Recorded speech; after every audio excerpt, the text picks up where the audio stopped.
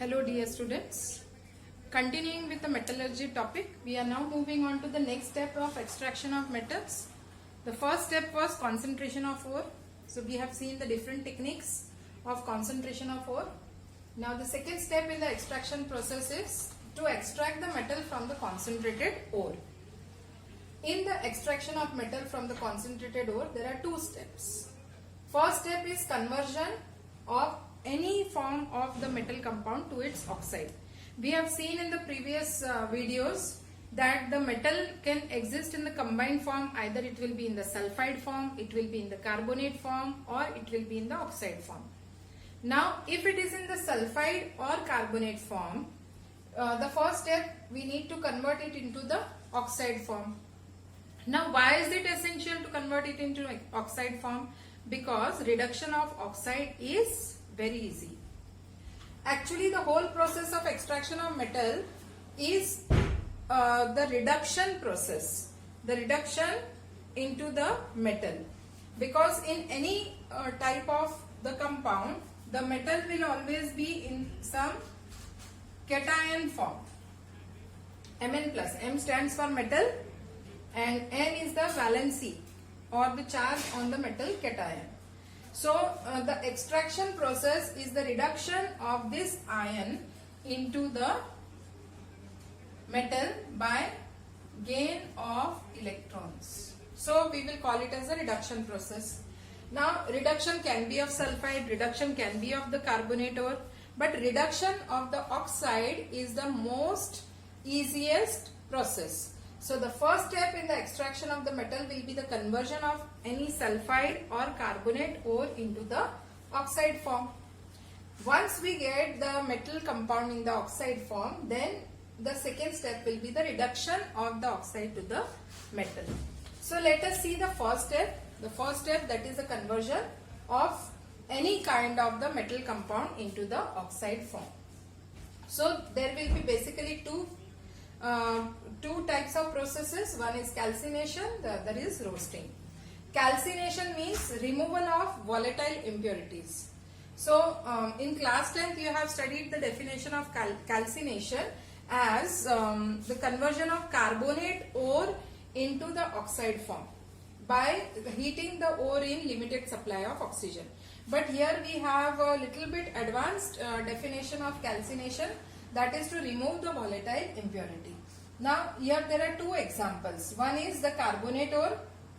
So by heating the carbonate ore we can get the oxide form of the zinc carbonate. We get zinc oxide. Same way if it is ferric oxide, here it is having water of crystallization.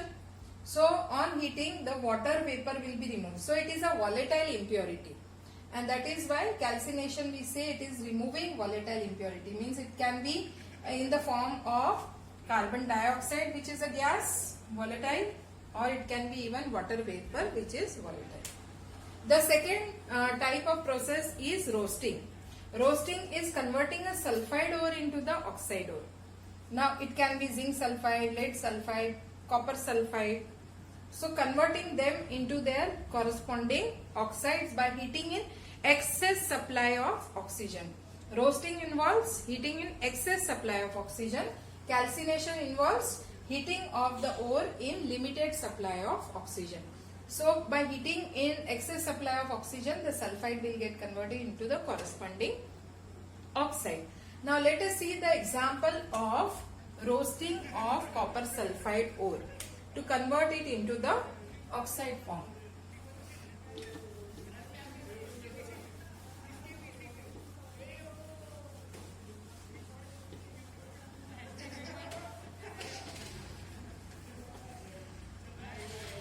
So the copper sulfide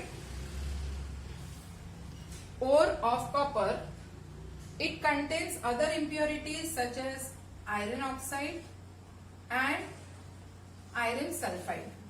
So copper sulfide may contain the impurity of iron oxide and iron sulfide. This ore is heated in a reverberatory furnace in the presence of a hot blast of air. So and this is also mixed with silica. Silica is SiO2. So on heating with a hot blast of air, the first step which will take place is iron oxide will combine with silica and it will form iron silicate, FeSiO3, and this is slag. Slag is the unwanted materials which is present in the ore, which can be removed by converting it into a easily removable form, that is slag. So here we are adding silica to charge the ore. It is added as a flux and slag is removed in the first step. Now what remains back is copper sulfide and iron sulfide mixture. This is known as copper mate. Now remember children, mate is a friend.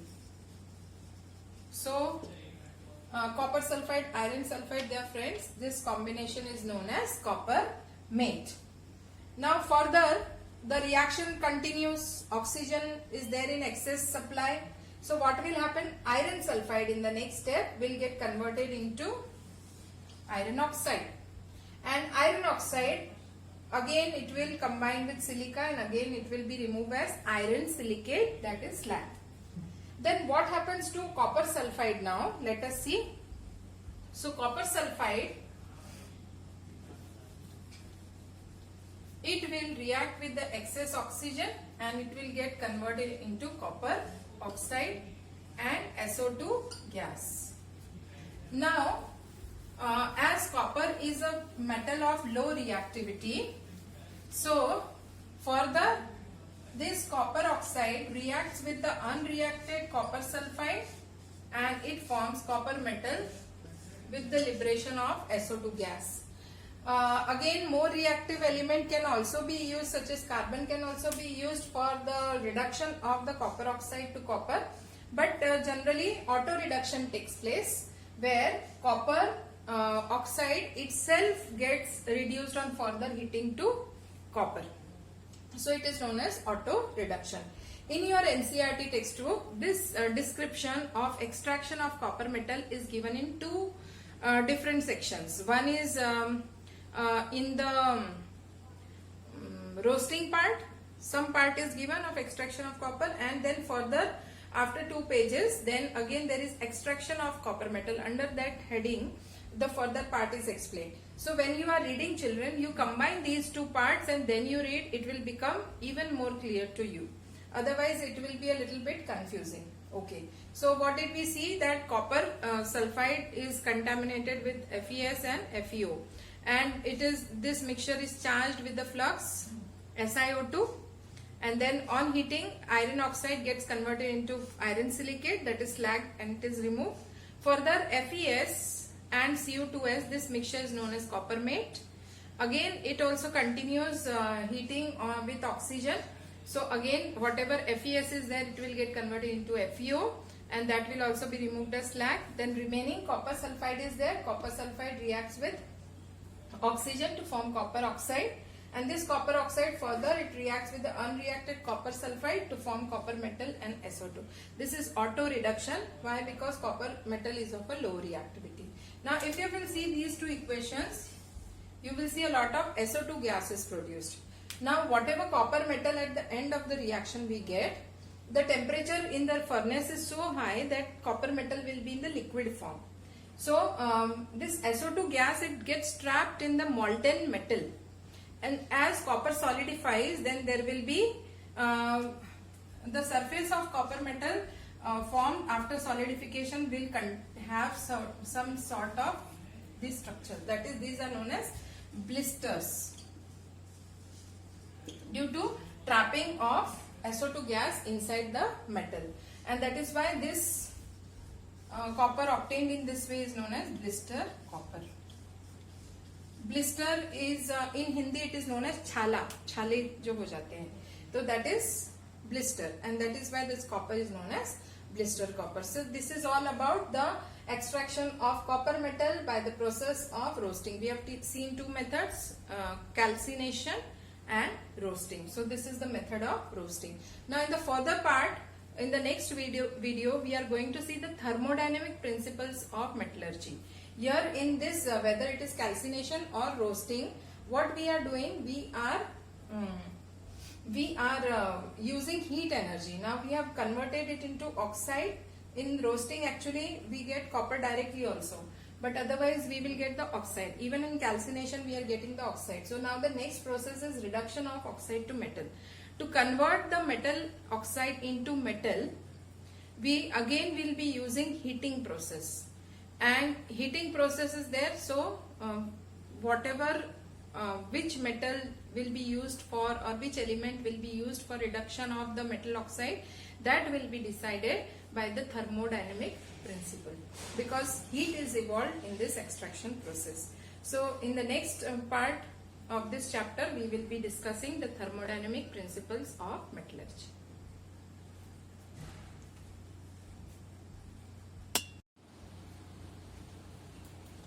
So let us start with the thermodynamic principles of metallurgy. Till now we have discussed concentration of ore, how the impurities, that is the gangue material from the ore, can be removed, and then when we get the ore in the form of any metal compound, then first we convert it into the oxide. Why we need to convert it into oxide? Because the reduction of oxide becomes very easy. So we are using here heat energy in order to convert the oxide obtained either by calcination or roasting into the metal form. So as we are going to heat, so here which principles will be applied? Thermodynamic principles. So we need to study the thermodynamic principles, which will guide us as to which metal or which element is able to reduce the oxide of that particular metal, or above what temperature, or at what temperature will the reaction be feasible. So this is all what we are going to see in the thermodynamic principles of metallurgy. So here we have a graph. This graph is known as Ellingham's diagram, as it was first studied by Ellingham. It is the graph of delta G naught, that is Gibbs free energy change, standard Gibbs free energy change against temperature. And the delta G naught values for different element oxidation is studied over here. For example, oxidation of magnesium, oxidation of aluminium, and in each case you will see that 1 mole of, it is for 1 mole of oxygen combining with 1 mole of oxygen. What are the delta G naught changes with temperature? So as you can see here, that all the graphs are moving in the up direction. Up direction is means towards the less negative value. Here it is 0, delta G is 0. Children, you know that delta G is negative for a spontaneous reaction, delta G is positive for a non-spontaneous reaction, and delta G is 0 when equilibrium reaches. So until and unless the value of delta G is not negative, the reaction will not happen. So here most of the graphs you can see is below 0 at some temperatures. So all these are feasible reactions below a particular temperature range. Okay, now these now as you can look here, that all are oxidation reactions. So when we are speaking about reduction of an oxide by one element, reducing the oxide of another element, we need to combine two different equations. For example, if we have a metal oxide MXO and it is giving metal M plus half O2. So this will be a half equation, and to reduce this metal oxide we need some elements such as carbon. So C plus half O2 gives CO, or it can be CO plus half O2 will give CO2, or even it can be half C plus half O2 gives half CO2. So in order to reduce the metal oxide M, different elements or compounds can be used in order to reduce this. Carbon being more reactive, it will take away the oxygen from metal oxide MO, and then it will form carbon monoxide, or reduction can be carried out in the presence of carbon monoxide also. It will result in the formation of carbon dioxide, or it can be even carbon forming carbon dioxide. So which out of these three equations, which half will be suitable for the reduction of metal oxide MXO will be clear from the Ellingham's diagram. So children, remember one statement, that is low reduces high.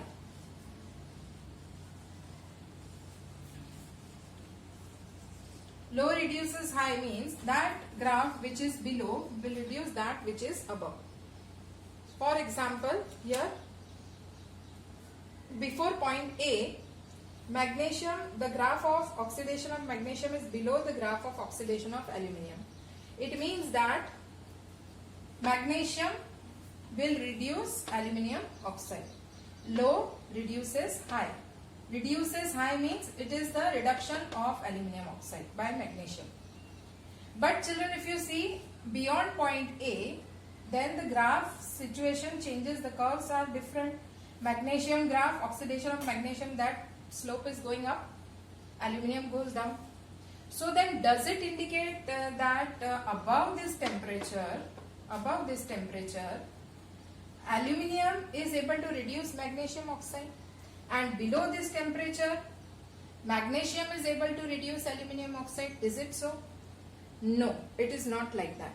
Because below this temperature, there is something like activation energy we have studied about kinetics. So below this temperature, that much energy is not sufficient for the reaction to happen. So this reaction will take place only above or beyond the temperature A. It means that only aluminium has the tendency to reduce the oxide of magnesium. Means aluminium will reduce aluminium will reduce magnesium oxide and not the other way. So this is a very important question which is asked in the board exam also. Also remember children, we are combining two equations. When we are combining two equations for a given point, means at a given temperature, there will be two delta G values. Two delta G value for one graph or one slope, it will be a particular value, for the other it will be a particular value, and we are going to add the two values. For example, if at this temperature, at this particular temperature, this is delta G for the aluminium oxide formation, and this is delta G value for magnesium oxide formation. Now we are going to add these two values in order to get the delta G of the reaction. But remember here, one is oxidation reaction, the other is a reduction reaction. So this graph itself is only for oxidation reaction.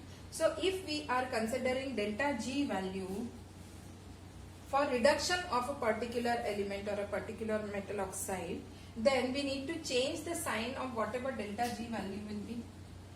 So whatever delta G corresponding value will be, we need to change the sign. So it means that one will be a positive value and the other will be a negative value, and the total of these two will be delta G for the reaction. Now if we see from these values given, the negative value becomes less and goes towards 0 as you go up. So if I am combining two values on this graph, then it is very natural children that the lower value should remain negative and the upper value we need to change the sign. It can be taken as reverse, that is the positive value. Why? Because then the total of the two will come out to be negative. If you go the other way, you make this value, let this value be negative and this value be positive, then the total becomes a positive value, and so we can say that the reaction is non-spontaneous. So that is why we get the statement low reduces high. Means only that which is below will reduce up, because then only the two delta G values total will come out to be a negative value, and that is the condition, very condition for spontaneity. So low reduces high. If you see, these all graphs are intersecting each other. So beyond the point of intersection, that particular reduction of one element by the other element will be possible where the two graphs intersect each other. Okay. Then if you notice, all the graphs are going up.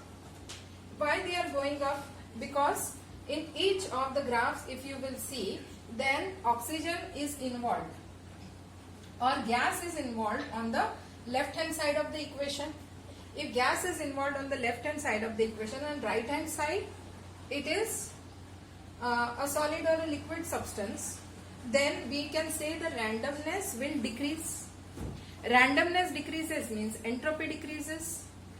Entropy, so initial entropy will be more and final entropy will be less, and so we can say that delta S value will be negative. Now we know that the equation is delta G is equal to delta H minus T delta S. So if delta S is a negative value, so T delta S, which is having a minus sign, will become a positive value. It is a positive value, so if it overcomes this value or more than compensates this negative value delta H, then delta G may become 0 or it may become a positive value. Means with every increasing value of T, the value of delta G goes towards the direction of 0, and that is why all the curves or all the graphs, they are moving up. Only you can notice here that this graph, that is carbon reacting with oxygen forms carbon monoxide, this graph, it is moving down, it is going down. So why it is down and why others are up? Others are up, that we have seen just now. This is down, why? Because here carbon is a solid, 1 mole of oxygen is there, 2 moles of carbon monoxide is there, which is also a gas. So on the reactant side only 1 mole, right hand side of the equation there are 2 moles of gas. It means that randomness will increase on the formation of the product because more amount of gaseous molecules are formed or moles are formed. So randomness will increase, means final entropy will be more, initial entropy will be less. So delta S will be a positive value. If delta S is a positive value, with every temperature rise, with the temperature continuously rising, this value will become more and more bigger negative value. It means that it is going to always overcome delta H value, and with that delta G value will become more and more negative, and that is why this slope is going like this downward direction, because delta G is going towards the more negative size, because more number of gas molecules means entropy is more, means delta S is positive, means T delta S will become bigger and bigger with the increase in the temperature. So this is going down. Then if you see C plus O2 gives CO2, in this case the slope of the line is nearly parallel to the axis. So here also 1 mole of oxygen, here 1 mole of CO2, both are gases, so the number of moles is not changing. So there is not much change in the enthalpy, entropy conditions. Okay. So I hope so you have understood the explanation of all this graph. Then what we have, again one more thing we are seeing here is that there is somewhere bend also in the curves. So this bend is nothing but it is showing the change of the state. Somewhere due to the heat, solid becomes a liquid. For example here. So here solid zinc oxide is changing, it is getting melted. So again there is a bend in the curve. That's the reason why there is a bend in the slope. So the crux of all this explanation is that we need to select two separate delta G values from this graph. Means we have to combine two half equations. Means this is equation number 1, then this is 2, 3 and 4. So with 1 we need to combine either 2 or 3 or 4 to make a complete reaction. One reduction half, one oxidation half. And when we are combining the two equations, we'll combine or we'll sum up the delta G values of the two halves. But as one reaction is a reduction reaction, so delta G value we will make it a, we'll change the sign. Means from negative it will become positive. So always we have to see that that reaction only will be feasible if the total of the two delta G values comes out to be a negative value, then only it is spontaneous. So the lower value should always be negative and the upper value it will become positive by changing the sign. Means the above, that which is above will undergo reduction. Means that which is below will always undergo oxidation. It means that low reduces high, and more the difference, more bigger the value of delta G will be, and so more will be the feasibility or the spontaneity of the reaction. So in exam also questions from this part comes like two delta G values will be given, which will reduce what, or this question, why below a certain temperature this and then vice versa. Just now we have done the explanation of this. So this is also an important question. So this is all about Ellingham's diagram. Its application is for the reduction of hematite ore of iron in blast furnace. So the next topic which we will be seeing is the reduction of iron oxide ore into iron in a blast furnace. How the knowledge of Ellingham's diagram is helpful in that process.